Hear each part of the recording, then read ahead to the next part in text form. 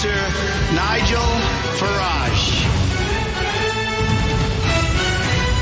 Thank you, Donald. And today, Jean-Claude Juncker is going to the Oval Office to meet Donald Trump to discuss the tariff wars, the disputes going on between the European Union and the USA. We're told there will not be any press conference, but to be a fly on the wall at a meeting of two men whose worldviews could not be more different, similarly with their social habits and their whole outlook on life. So that one, we'll find out maybe later on tonight whether any progress in the relationship has been made, but I wouldn't, if I were you, hold your breath. But the story today that really grips me, and it goes back a few years in its origin. Do you remember when the story broke about what had happened in Rotherham? An independent inquiry told us that over 16 years, 1,400 local girls had been targeted for sexual exploitation. And, the report said, the abusers were said to be almost all of Pakistani origin. It was, I think, when it broke, one of the single most shocking things I've seen happen in this country in my lifetime. Sad to say, other towns and cities have had similar problems, but this one was the first one. This one was the biggest one, and this one, I think, really did shake the nation to its core. The Member of Parliament who took over that constituency was one Sarah Champion, and she wrote in the Sun newspaper last year, Britain has a problem with British Pakistani men raping and exploiting white girls. There, I've said it. Does that make me a racist, or am I just prepared to call out this horrifying problem for what it is? Well, now, nearly a year on, there is a building, growing reaction to what Sarah Champion has said. And Andrew Norfolk, who's the chief investigative reporter for the Times newspaper, who, to be fair, above everybody in British journalism, is the one that uncovered the scale of the abuse that was going on in Rotherham and deserves very great credit for doing that. Andrew Norfolk today in the Times has written that Sarah Champion now has been given increased security amid fears that the hard left and Muslim opponents are trying to force her from office, and clearly there is a feeling that there is a direct threat to her. And some of the stuff that is going on in Rotherham against Sarah Champion is really vile. She's been accused of industrial-scale racism, and all of this from a local charity named Just Yorkshire that is campaigning against racism, that has just received a donation from the Joseph Rowntree Charitable Trust. This, the trust, set up by the Quaker 120 years ago, that really got in the news when it gave £300,000 to Cage, if you remember, a human rights group who described Jihadi John as a beautiful young man. Well, Just Yorkshire, the leader, Dr. Tufail, has accused Sarah Champion of inciting and inviting hatred against minorities. And the list goes on and on of the things that are being said about Sarah Champion. They are doing their best to force her out of that seat as an MP. Indeed, Taliba Yassin, a Momentum supporter, and until recently a member of the Labour-run local authorities cabinet, and she's the one apparently that they would like to succeed Sarah Champion. And she said about Sarah Champion, she has betrayed an entire ethnic group. So the words are, betrayal, the words are racism, the words are division. There is a really very, very nasty campaign going on against Sarah Champion, and it's happening because, I remind you, she wrote in the Sun newspaper, Britain has a growing problem with Pakistani men raping and exploiting white girls. I want to know from you, was Sarah Champion right or wrong to air this view? Please let me know what you think. And if you think she was wrong to say it, that it was too divisive, call 0345 6060 973. Or maybe you think, do you know what? All she did was tell the truth. That was what the independent inquiry had found, in which case text to 84850. Or maybe you think her direction of travel was right, perhaps she got the wording wrong, in which case tweet using the hashtag Farage and LBC at LBC. And of course, you can watch us on Facebook, you can comment there too. And I am particularly keen to hear from people here who are members of the Pakistani community. Is it right that an MP writes these things in Britain's biggest selling daily newspaper. Let's go to Syed, who's calling from Bromley. Good evening. Good evening, Nigel. So, was she right to express these views? Certainly, she was right. I'm from Pakistani origin. Yep. And she was right. You have to say as it is. It's got nothing to do with racism. These people were convicted by the court of law. And so they were of that part, from that part of the world. But what I have to say is these people were not Pakistanis. Please do not label them as Pakistanis. They were Kashmiris, okay? None of them came from the mainland of Pakistan, right? This is part of the Kashmir, which is still considered as disputed. It's neither Pakistan nor India. Hang on a second. It may be disputed, but it does have legal status, surely. It is part of Pakistan still, isn't it? Prime Minister, Nigel, he has his own Prime Minister. Yeah. He has his own president, okay? So, it's not an independent state as such, as recognised by the United Nations, is it? Neither is the Kashmir in India, but both sides are disputed territories. These people are not from mainland of Pakistan, and I will not accept them as Pakistanis. All right, I hear what you say. I'm not sure that I absolutely agree with it, but answer me this. Whether we label these people that did these appalling things Pakistani or Kashmiri, what do you think about the things that are now being said by local anti-racism campaigners about their MP? Well, obviously, they need to go and have their heads checked. If this is happening in their community, they need to come out and stand against this and make sure this doesn't happen. Okay? It doesn't matter whether they are white, black, red, yellow, whoever they are. This is wrong, and it shouldn't happen. And Islam forbids this sort of thing. These sort of things, okay? These people call themselves Muslims. They are not Muslims, okay? These people... Saeed, you may say they're not Muslims, and you may not, as a Muslim, wish to recognise them as such, but they call themselves Muslims. Well, they can call themselves, but their character, their acts do not portray what Islam teaches. So why is it happening?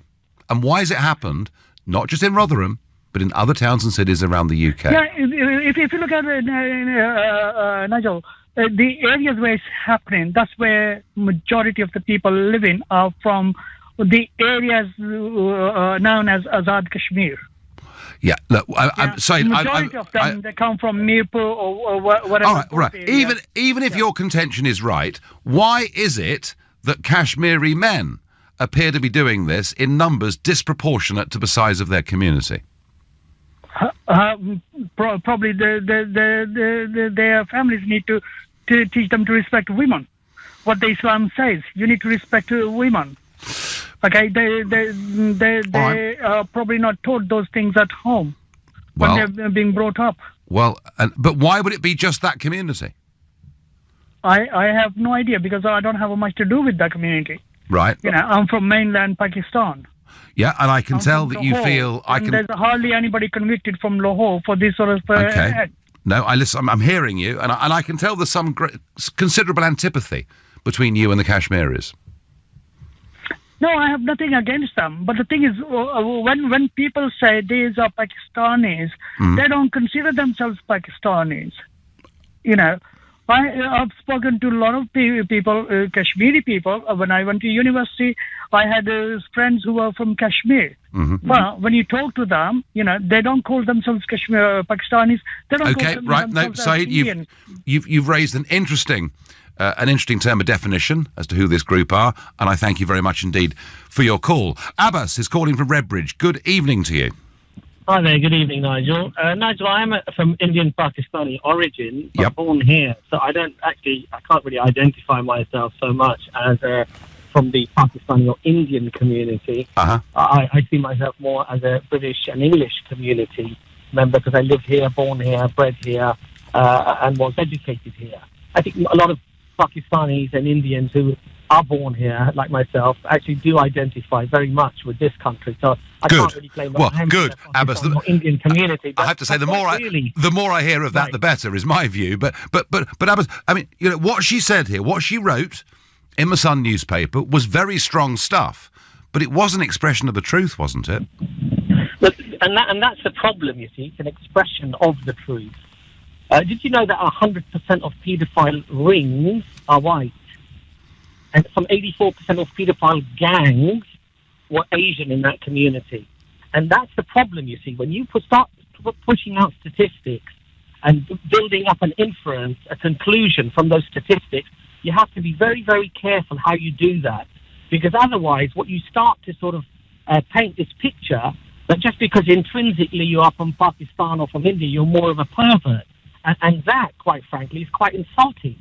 I'm not saying that. Well, I don't think Sarah Champion. Community, Nigel. No, I don't think Sarah. I don't think Sarah Champion meant to say that.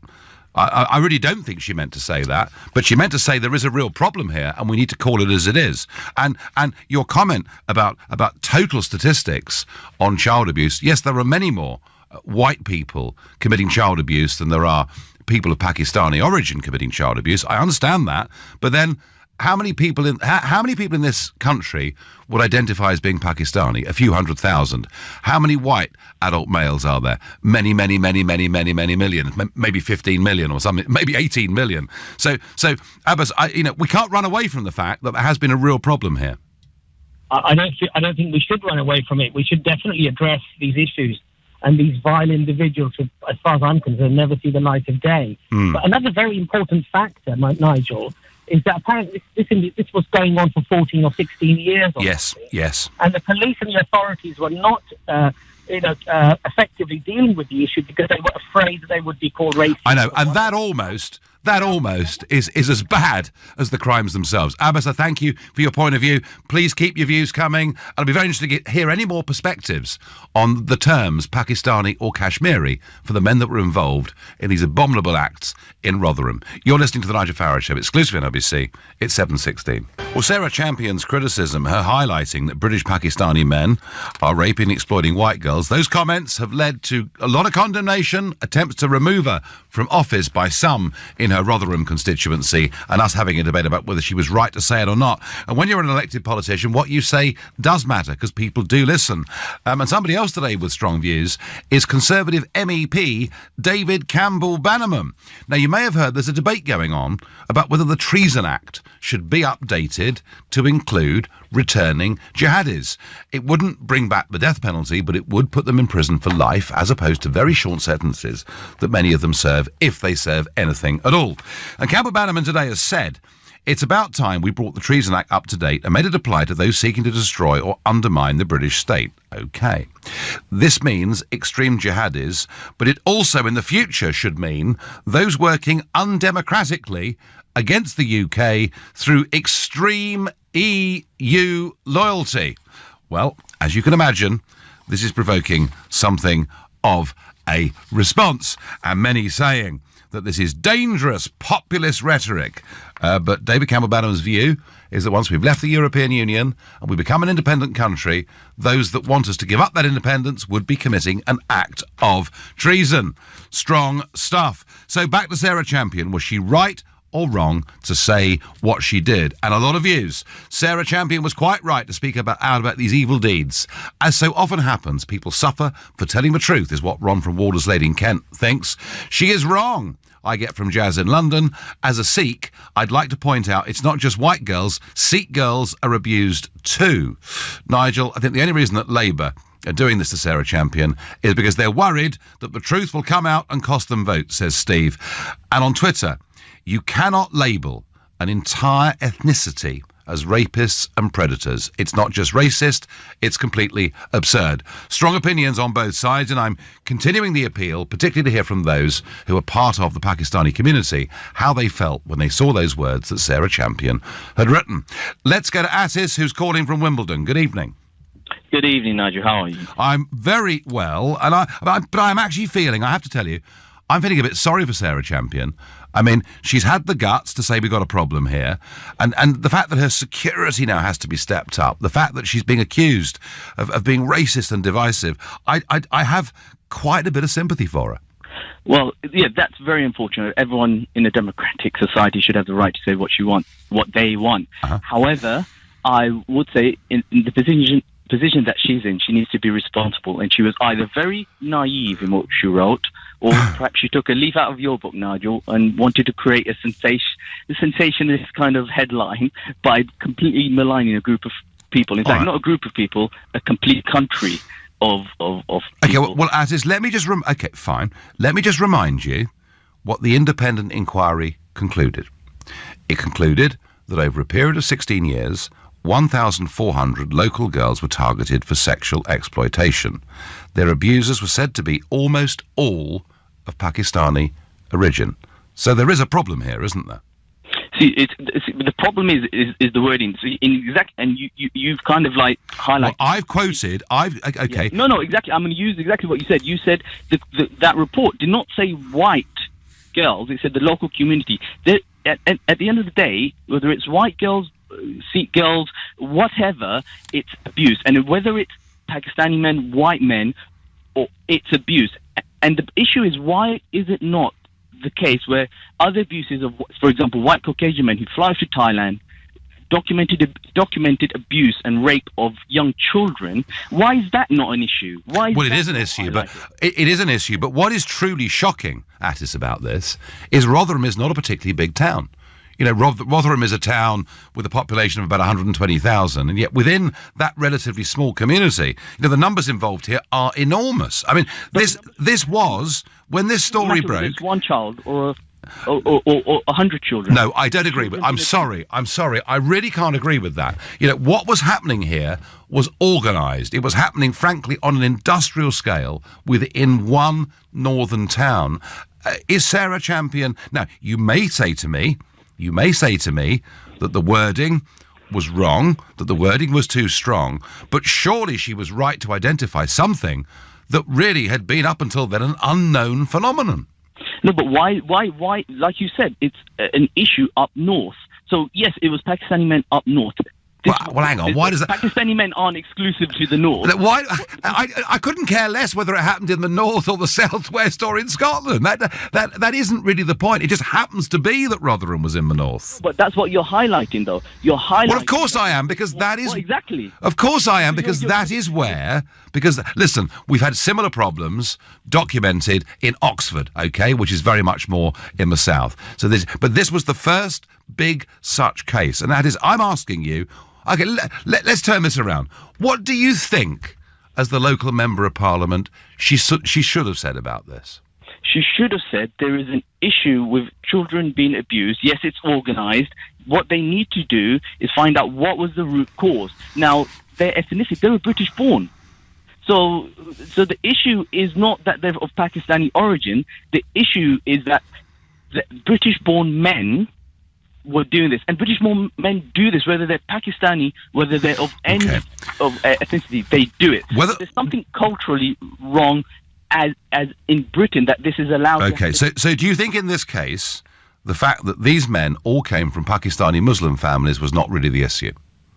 No, I don't think it was really the issue. No. Okay, no, Aziz, you've made your point. It's not one that I agree with, but you have made your point very, very clearly. In fact, I disagree with it very strongly, but hey, that's what we do here on LBC. It is about genuine free speech and agreeing to disagree and attempting to do it in a relatively civilised sort of way. Theo on Facebook says, what sort of country is it when it's not able to protect its children? Well, Theo, you may well ask, where were the police forces? Where were the authorities? And Dennis McShane, who had previously been the MP for Rotherham, that all went rather wrong for him, but he did rather admit in The Guardian that perhaps, for fear of being called racist, we weren't looking as hard as we should have done. Lee is calling from Leyland in Lancashire. Hello there. Yeah. Hi, Nigel. Hi. First of all, I want to pick up on what Asif had just said. Yes. I think he's just contradicting himself completely by saying that they're British-born men, but their culture is different. That's entirely the problem. The fact that they're Muslim Pakistanis, that is the issue, and I think it was right what was written in the Sun, 100%. And Lee, why do you think the fact that they're Pakistani, whether they're born or not, but they're part of the Pakistani community and they're Muslim, why do you think that's led to this problem? Well, I can only put it down to, their religion. The fact that it is written in a book to say that it's the done thing. It's right. It's acceptable. The previous caller. We've had a caller already tonight saying that Muslims are taught to respect women. So why do you say they're told not to respect women? Because there are extremist views and extremist interpretations to the same description. Yes. And I think that's what they're doing. They're taking it to an extreme. Yeah. And the people that are suffering are the children here that are being targeted in the likes of Rotherham. Another point that I'd like to make that I picked up on a previous call, which initiated for me to call in, was the guy that called before saying that why are we not talking about white paedophiles? Well, you tell me, a mass white paedophile gang that are out targeting thousands of girls. Well, there are paedophile rings, but they're normally, from what I've read of it, they're normally gangs of 4, 5, 6, maybe maximum 10 people. It's certainly nothing on this scale in one particular town. And Lee, frankly, when these things are exposed, we do talk about it, and we absolutely do. Lee, I'm sort of with you. I think it is the children that are suffering. It is their families and relatives that are suffering. I'll tell you who else is suffering, Lee. Decent people who observe the Muslim faith, who live in those towns and cities, who are now all being looked at as suspects because of the behaviour of some. Yeah, 100%. I don't agree that all of them should be painted with the same brush, because it's definitely wrong. And that's important. But Lee, do you think when Sarah Champion wrote, Britain has a problem with British Pakistani men raping and exploiting white girls, do you think she kind of, with that language, led people to think she was referring to all Pakistanis? Perhaps people could take it in that way, but the fact is, it's the peaceful majority that don't make the difference. It is a minority that make the devastating headlines, and that is the issue. It's the minority that are controlling the majority, and that's how people view all Muslims, because of a minority. And I disagree with it, but it is hard for people to tell the difference. I think what you've identified is right, and I think there are some people, perhaps quite a lot of people, who've seen these cases and who say, gosh, they're all the same. And of course they're not all the same, but whichever way you cut it, the events of Rotherham and other cases have had a devastating effect on relations between communities in this country, and that's bad news for everybody. Lee, I thank you very much indeed for your call, and some very strong opinions coming in on Twitter. It gave the wrong impression and turned some people against minority groups, which was unfair to the majority in those groups who are not involved in grooming gangs or sexual violence. Christine, I get it, but I also get we're not just talking about abuse, it's sexual slavery. Sarah deserves a medal. Strong views all round. You're listening to the Nigel Farage Show, exclusively on LBC. It is now 7:30. Well, Sarah Champion, who spoke out last year about what had happened in Rotherham and said and wrote in the Sun newspaper, Britain has a problem with British Pakistani men raping and exploiting white girls, is really beginning to reap something of a whirlwind from people in Rotherham who now want her removed as Member of Parliament and are saying some pretty beastly things about her. Was she right or wrong to express things in the way that she did? And somebody else on my radar tonight is Gary Lineker. Absolutely. Well, of course, he's back from the World Cup. And he's now decided that blocking Brexit is more important to him than football. And he's thrown his support behind the people's vote. I thought we had one of those in 2016. Perhaps I was confused.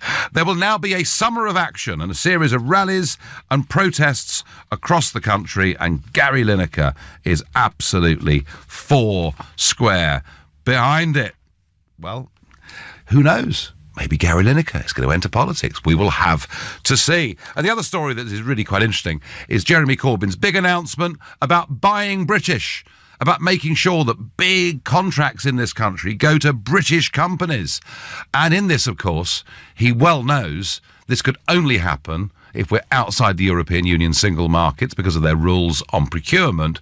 But fascinatingly, who did Jeremy Corbyn sound like when he was talking about buying British and basically putting British interests first? actually, in many ways, he sounded a bit like Donald Trump, which I find really rather amusing. Let's get back to the serious stuff. Let's get back to Sarah Champion and her comments. The Sarah Champion debate touches the surface of broken Britain. Britain is divided along racial lines, but there is no debate about that. Does multiculturalism work? We are not allowed to ask that. I've never known a more irrevocably divided Britain. It's sad, says Jeff on Twitter. Well, I don't think we are as divided as you think we are, Jeff, on racial lines. I really don't. And I think we are seeing that maybe some parts of the country where there's a big problem, but we also see parts of the country where we've actually achieved quite good integration. Let's keep these calls coming. Lola is calling from the Docklands. Hello there. Hi, Nigel. I just wanted to say a couple of things. I think there are many different factors that affect these men to behave in this way, Okay. particularly their upbringing. I'm pretty sure that all of them are from working class families who probably took advantage of the welfare system and who haven't been teaching their kids no discipline and no etiquette whatsoever. And also there wasn't... I think you've mentioned the fact that they were all friends.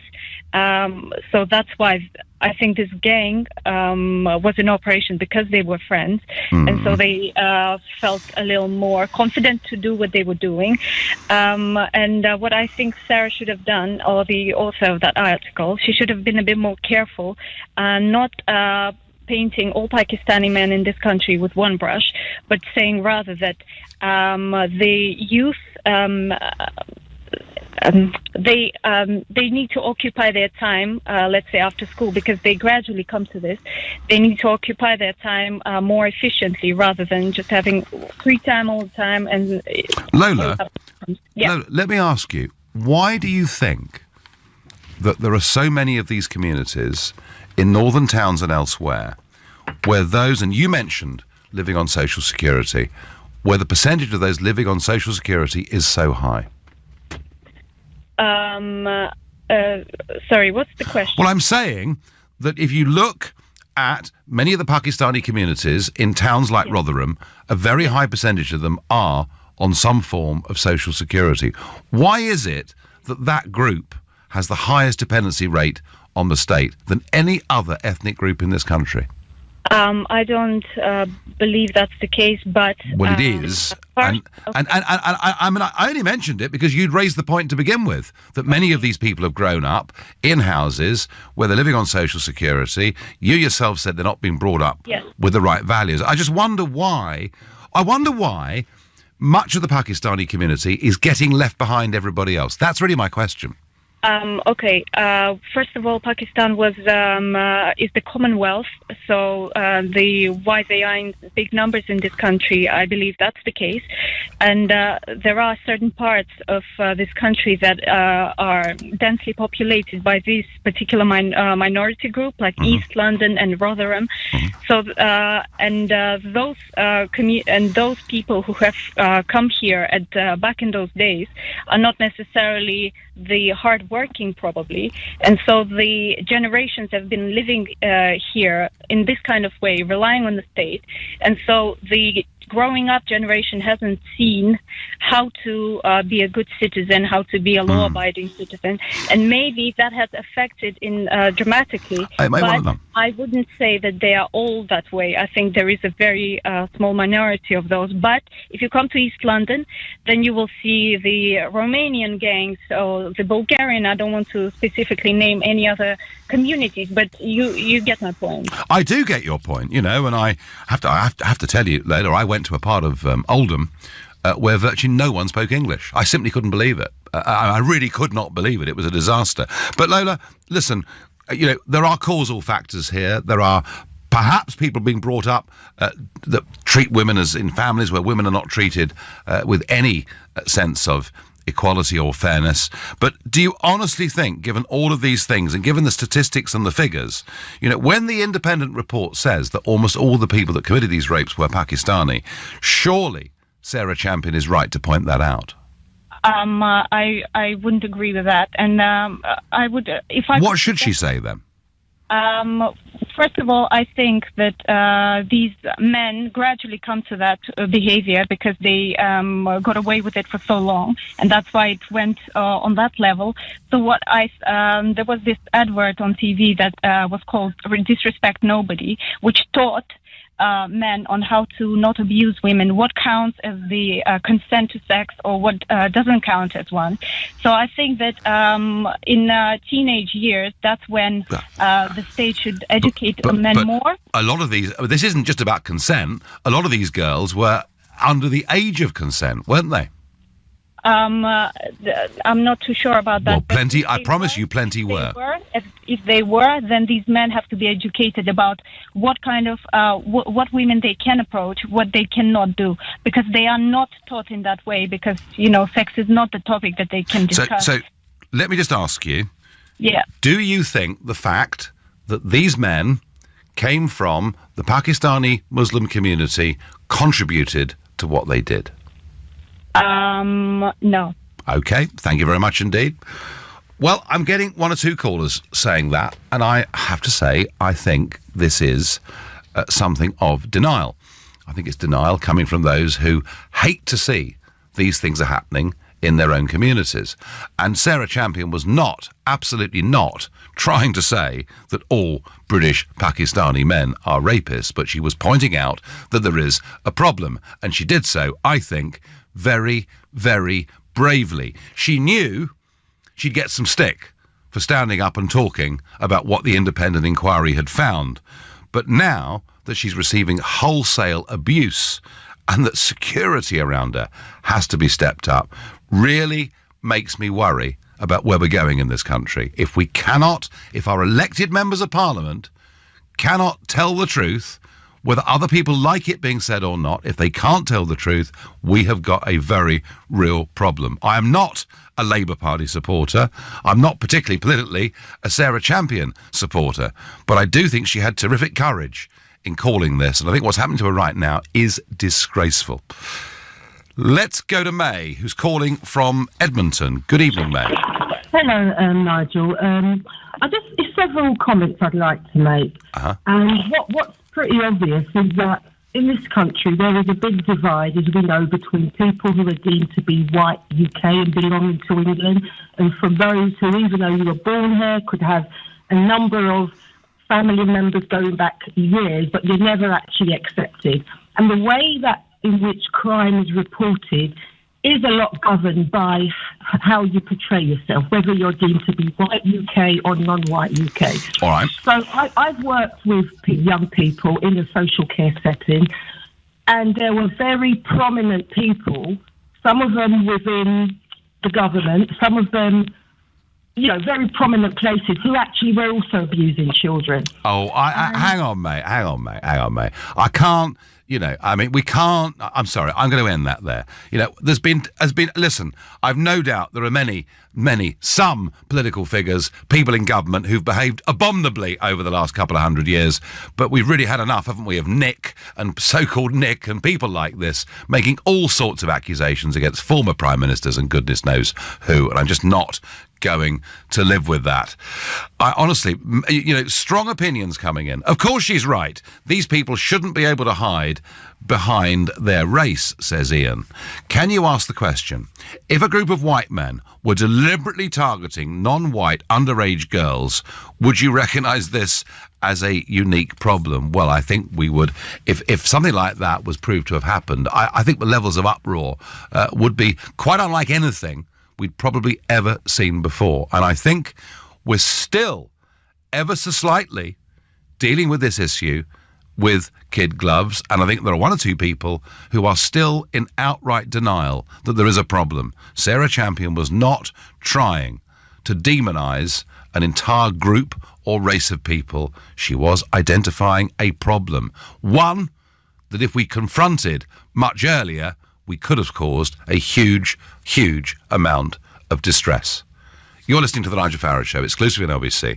It's now 7:45. Was the Rotherham MP, Sarah Champion, right or wrong to say Britain has a problem with British Pakistani men raping and exploiting white girls? And a lot of you who are contacting us through text and through Twitter Facebook and on the lines are first-timers to this show. This subject has brought a lot of you in. Emma from Sheffield says, having been educated in Sheffield, just down the road, the Pakistani boys always targeted the white girls for casual relationships because it wasn't allowed in their own community. I was not surprised by Rotherham in any way. And Emma there highlighting what she sees as an important cultural difference.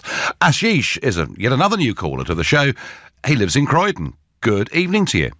Good evening. People are missing a pattern, right? That's happening with all these cases. The victims are either white girls and in some cases Sikh girls and Hindu girls.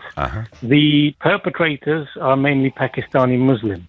Now, this pattern is emerging, and people, and to me, it's a hate crime, because the girls they target are very rarely girls from the Muslim community. They always seem to be non-Muslim girls, whether it's white girls, Sikh girls, or Hindu girls. Okay, so this disrespectful attitude to non-Muslim girls, in my view, is a hate crime, and it's not being recognized. And if people are going to say these guys don't know how, these grooming gangs don't know how to treat women, there's almost a double standard. They treat non-Muslim girls, Sikh girls, white girls, Hindu girls, disrespectfully, rape, abuse, etc., whereas the girls in their own Muslim community are protected and never touched. So, there is a double standard, and all these excuses about, you're targeting an entire community. When was the last time your callers ever saw gangs of Sikhs in the courts in grooming, or gangs of Hindus? They're in the so-called Asian community. When was the last time you saw gangs of Hindus and Sikhs in the courts doing the same thing? Can I ask you, Ashish? Can I ask you what religious group you are part of? I'm Hindu. You're a Hindu, okay? Yeah, and we've seen this in our community since the 1980s, but it was very rarely covered by the media. But now, obviously, the rest of the country is waking up to what these grooming gangs, who unfortunately come from the Pakistani community, they're missing the point. This is a hate crime. They don't target girls from their own community. No, that is an interesting perspective. Was Sarah Champion right to call it the way she did? Of course. I mean, we jump up and down with anger whenever we see newspaper headlines saying Asian grooming gangs. These aren't Asian grooming gangs. The word Asian is just used by some people it's because, Ashish, people are scared to say Pakistani or Muslim or both, because when they do, they receive the kind of abuse that Sarah Champion is now receiving. Exactly, and how do you think Sikhs and Hindus feel when... Listen, that is a point very, very well made. Thank you. Thank you very much indeed for your call and for your perspective. Well done, Nigel and LBC, for talking about this subject. There is a problem, and we need to have an open debate without fear of being labelled racist. I get from Forex Traders UK on Twitter, we do need to have this debate. We should have had this debate many, many years earlier, and saved a lot of lives from being upset and damaged in the way they have been. This should have been happening years ago. Matthew is a new caller from Doncaster. Matthew, good evening. Evening, Nigel. How are you? Very well. Thank you for calling. You've never called me before. What's your view on what happened not so very far away from where you live? So I think the issue with what she said is that she said Pakistani, and really this hasn't got anything to do with their nationality. Right. So I think if she had used the word Muslim, then people wouldn't be able to complain in the same way. Because at the end of the day, it is difficult to argue against the fact that it is linked to their ideology. I think her fear was that if she said Muslim, the hatred against her would have been even worse than using the word Pakistani. But I think the other side of it, though, is that she'd have had more support. Obviously, she shouldn't really have backed down when she initially said these things a year ago either. And, I mean, people like to talk about it being an extremist thing, but at the end of the day, the majority in the Muslim community in these towns is remaining silent.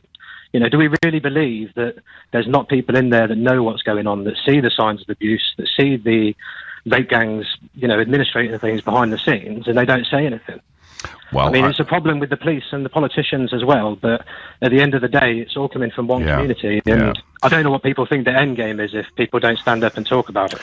It's interesting, the point you make, Matthew, that she made these comments, she then sort of apologised a bit for them, and she's still getting abused a year on. And if you come out with a public statement and then you start to back away from it, actually you make it worse for yourself in many ways and not better.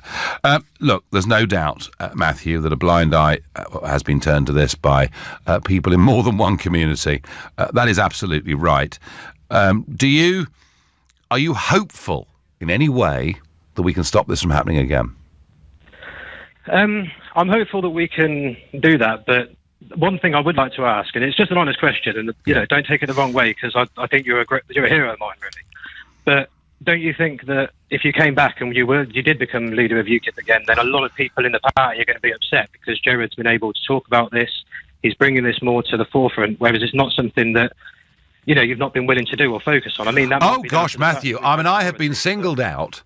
I've been singled out for more abuse than anybody in British politics since 1945 for even daring to talk about immigration, which when I first started doing it in 2004 was something that was considered to be the exclusive preserve of the extreme right. So I have always wanted to talk about these issues, but I've always been careful to try and make sure that we talk about these issues in a non-racist, non-sectarian way. That's the point. Matthew, thank you for your call. I get by text, Sarah Champion was absolutely right. What she did was correct. Surely this backlash is exactly the reason the authorities didn't intervene at the time. I think Sarah is a brave woman for calling it out. She's not tarred a whole country, only stated the fact that it's a problem we have to address. So quite a lot of support now coming in for Sarah. Roger from Brentwood says, I feel she was right to highlight the problem in her constituency, but I don't think she was wise to... So she was right to do it, but she wasn't wise to do it. Well, in her own political interests, probably the best thing to do was to say absolutely nothing. Whenever it's referred to, but it happened before I was the MP. And she could have run a mile from this if she'd chosen to. She could have opted for the easy life, and she chose not to do so. James is a new caller from Mansfield. Good evening. Hi, Nigel. How are you doing? I'm fine. What do you think, then? I think she was right to say it, but I think from my point of view, it's from a different perspective. From my point of view, I mean, clearly there's deviance in every society, but I think the origination of where these men were from absolutely were part of the reason, or not the main reason, why they were policed so badly. And actually, yes. The underlying failure in the police, if nothing else, exacerbated the issue. So I think her raising where these people were from and that there was an issue was absolutely key. Because we've got to look at making sure that going forward we don't fall down again because the policing takes a blind eye or the local community takes a blind eye. I mean, unless you're prepared to confront a problem honestly, you are never, ever going to find a solution to it. And I think that applies to virtually everything in life. James, I thank you. I've got time for one last quick caller. Susan, a new caller to this show from Stanmore. Good evening, Susan. Hello, Nigel. So was she right or wrong? I think she was absolutely right. Mm-hmm. And I think the problem should have been addressed 20 years ago. Yeah, well, so do I. So do I. But do you think, and Susan, I'm absolutely with you, 100%, I think she was right to highlight this problem, but was the language she used right? You know, when she says, I'm going to quote it again because it's really important, when she said in that Sun piece, Britain has a problem with British Pakistani men raping and exploiting white girls, was that the right language to use? In my mind, absolutely right, because, you know, the reason we've got this to this point is because people have not been addressing the problem as it actually is. They've been dancing around the truth. Maybe if she said Britain has a problem with some British Pakistani men, it might be a little less difficult for people to get back at her. Yeah, no, yes, of course. If I was editing it, I probably would have written that. Yeah, okay, but, good. I think so many people in the last 20 years have been in big trouble by trying to address this problem. Yeah. And people have lost their jobs over the years when they've tried to bring this problem up, and the Labour councils have covered it up, and I think they're totally responsible, and I think something needs to be done radical. I'm not going to point the finger of blame at the Labour councils. I'm going to point the finger of blame at the entire British society who've been too cowardly in confronting an issue that is all too real. Sarah Champion had the guts to do it. She may not have got the words completely right, but she was right to do it. I believe that very, very strongly indeed. You've been listening to the Nigel Farage Show here on LBC. I'll be back tomorrow at 7. At 10 tonight, it's Ian Collins. But up next, it's Clive Bull. Nigel, thank you.